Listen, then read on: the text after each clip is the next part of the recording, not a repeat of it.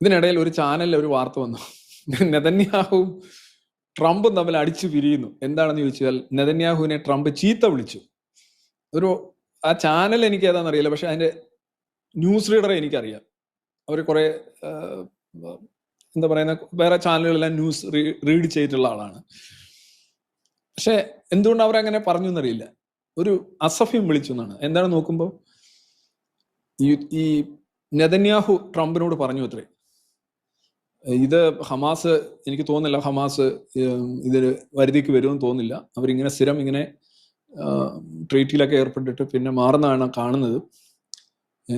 അതുകൊണ്ടൊന്ന് ശ്രദ്ധിക്കണം എന്ന് നെതന്യാഹു അങ്ങോട്ട് പറഞ്ഞപ്പോൾ ട്രംപ് പറഞ്ഞു, യു ആർ FING നെഗറ്റീവ് എന്ന് പറഞ്ഞു. ഇതൊരു വളരെ യൂഷ്വൽ. ഇത് നിങ്ങൾക്ക് ഇംഗ്ലീഷ് ബേസിക്കലി ഇപ്പൊ അമേരിക്കക്കാർ മിക്കവാറും എല്ലാത്തിൻ്റെയും കൂടെ F ചേർത്തേ സംസാരിക്കുള്ളൂ.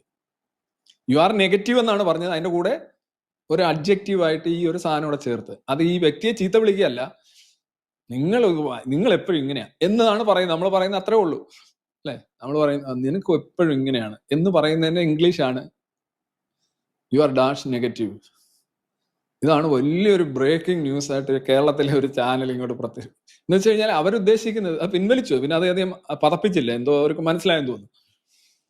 അവരുദ്ദേശിക്കുന്ന ഒരു പ്രൊപ്പഗാൻഡ. ഇന്നലെ വേറൊരു ഒരു കാർഡ് ഞാൻ കണ്ടു, വേറൊരു മാധ്യമം, ഗാസൻ